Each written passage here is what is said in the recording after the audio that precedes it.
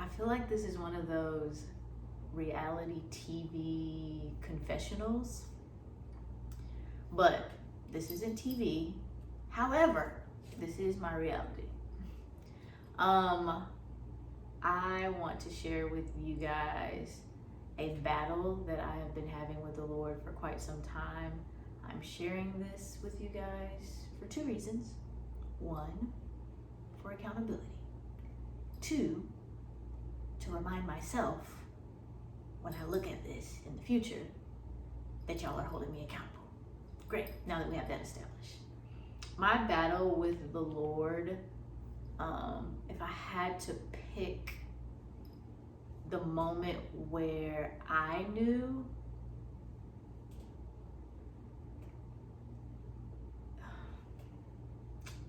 I'm trying to word this correctly. I'm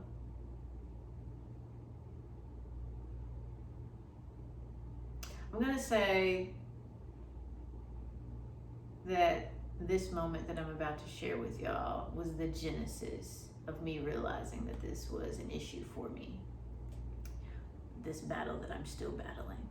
So, one summer, shortly after, no, I think it was the first summer. It was the first summer after I graduated undergrad. I went to this leadership institute. It's called Focus Leadership Institute. It was done in partnership with Focus on the Family. Focus on the Family is a Christian organization located out in Colorado. And as a part of this Leadership Institute, took a couple of classes. And in one of those classes, the professor said something that struck a nerve with me, I think is the best way to put it. The professor said that God the Father, God the Son, and the Holy Ghost live in community. They operate in community, and because we are made in their likeness, that we essentially are expected to do the same. I don't know why, but that truth disturbed me greatly. So much so that I left class to go to the restroom, when what I actually did was left the entire building, paced back and forth in front of the building, and cried out of frustration because I did not want to live in community. I did not understand why I had to live in community. And I thought it was unfair that the Lord expected me to live in community. Dramatic, I know. Literally, pacing, frustrated, tears. True story. Fast forward, I learned the term RAD in the same institute, Leadership Institute, but with my psychologist supervisor, because I did an internship while there. And the term RAD in our psychology studies is an acronym for Reactive Attachment Disorder. Basically means at some point in your beginning of life, earlier stages, I think it's infancy, a baby cries because there's a need, and after so many times of that need not being met, the baby adjusts, stops crying, and becomes self-sufficient, so to speak. And so somewhere along my life, I got to a point where I thought self-sufficiency was the answer, and that to me explains why I was so triggered by the concept of living in community. Fast forward years later, and I still find myself battling with God on the same concept of living in community, leaning on community, being in community.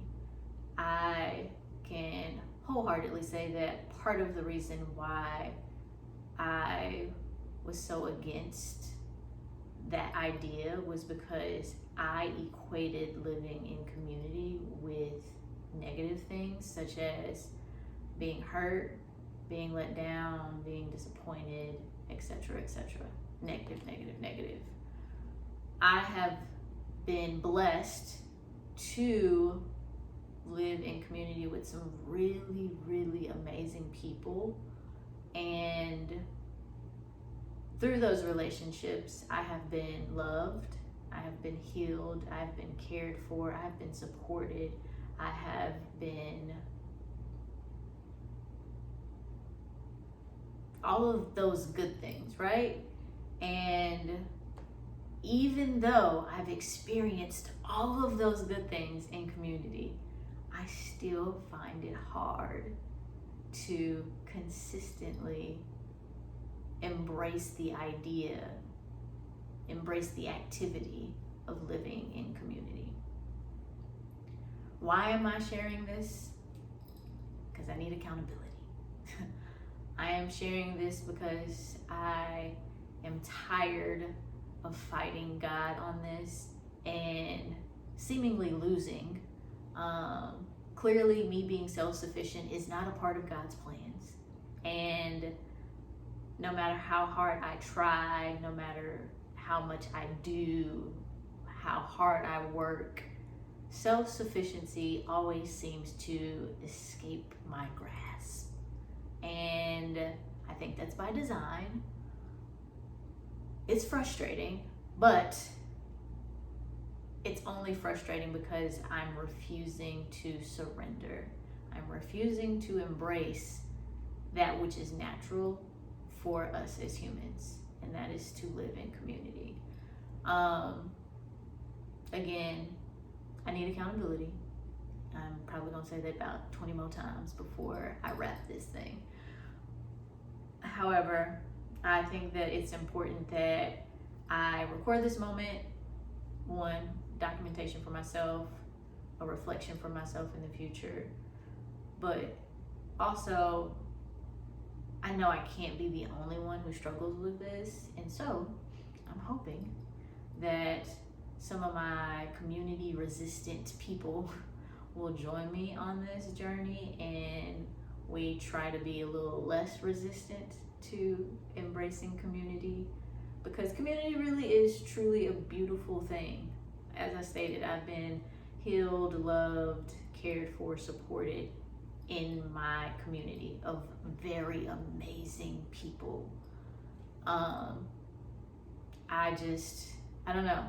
I find it really hard to show up and be vulnerable and to be weak, literally, to show myself in those really dark places. And I do realize that everything is not for everybody, but there are definitely days in which I have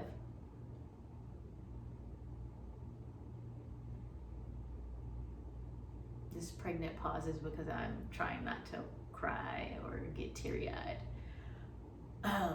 There have been days in which I have been super, super, super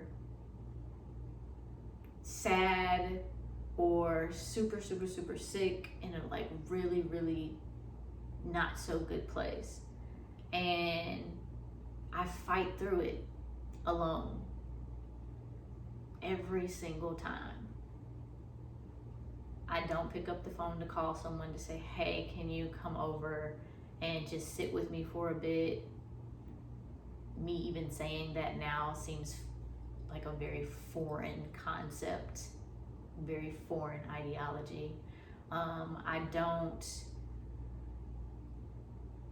typically share my lows as far as like what exactly is paining me. What I do is I isolate. I go into myself and I try to be self-sufficient. I fight through whatever it is And when I get to a place where I feel like I'm strong enough, then I resurface and I ha ha he he with my friends as if none of the sadness, none of the darkness, none of the tears happened. Do that with my family as well. And it's becoming increasingly evident that this is not a healthy space or place for me. So I'm going to try to be more intentional about being in community. And that might mean something as small as actually having phone conversations with people on a weekly basis. It was actually, let me backtrack. It was brought to my attention by my therapist that like not talking to people for weeks or not talking to anyone in a week, like on the phone, friends, family, is not necessarily normal. Mind blown. I talk on the phone once every Saturday with a friend. That's our check-in day. It has been for some years now. But outside of that one phone call, I literally can go weeks without picking up the phone to call anybody. And that's not good for multiple reasons.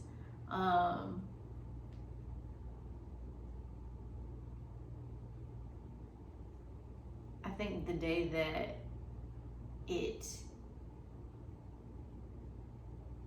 dawned on me that living in that type of isolation isn't good is when I got really sick at the top of July.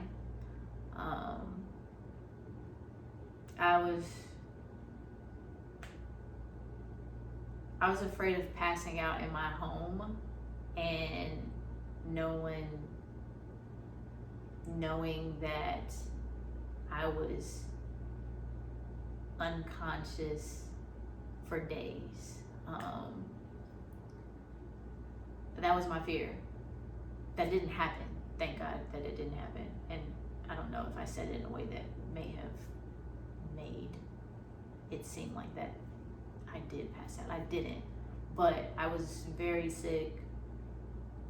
So sick that I was afraid that like one wrong move, I would collapse, pass out, potentially hit my head on something and be here unattended for quite some time, because my pattern of life would not have alarmed anyone that, hey, something's not right, da da da da da. So yeah, that's another reason that I'm trying to make this shift, is because that was a scary period for me. This is actually my first time kind of talking about it. I've shared in part with some of you, but not the depths of it. But anyways, yeah, super scary. But that's kind of when the light bulb went off, like, hey, if you had a pattern of life where you were checking in with people on a consistent basis, where people were checking on you in a consistent basis because you allowed them to, then this wouldn't be a fear, worry, or concern of yours. Yeah, I think that, and then there's a couple of other stories that happened maybe around the time or shortly before the time that I read around the time, about people dying and being undiscovered in their home for days. There was a Olympic track runner, pregnant, and died died in her home and wasn't discovered until days later. I have a homie out in LA, and he posted that his neighbor was dead for days, unbeknownst to anyone. And it wasn't until,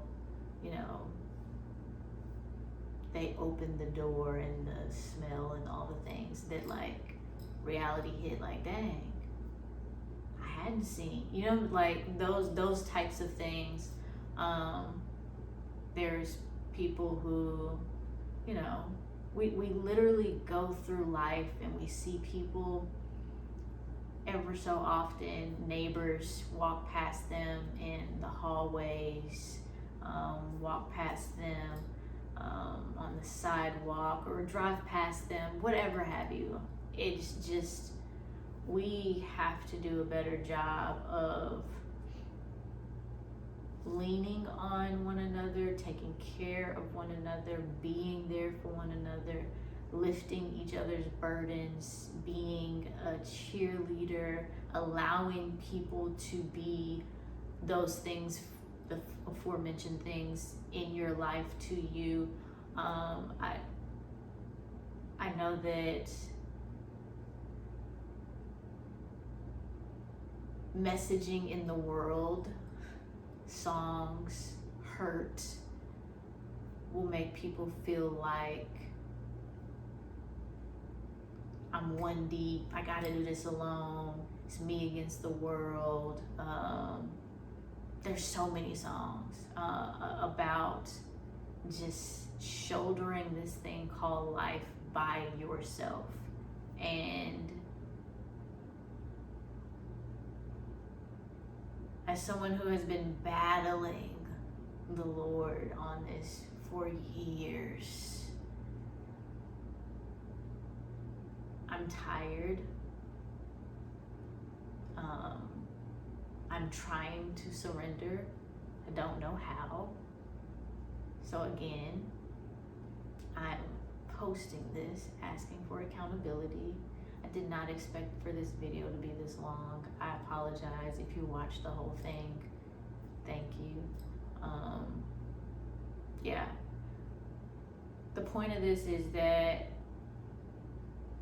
community is important. Community is needed. And community should be embraced. I'm saying all these things to preach to myself, because I'm sure the stubborn part of me is going to forget all about how tired I am of this fight and pick up the battle again. So, I'm trying to be obedient. I'm hoping that in my obedience that I free myself from all of these weights that I've been carrying. I'm hoping that by being vulnerable, that others will also be free from the weights that you're trying to carry.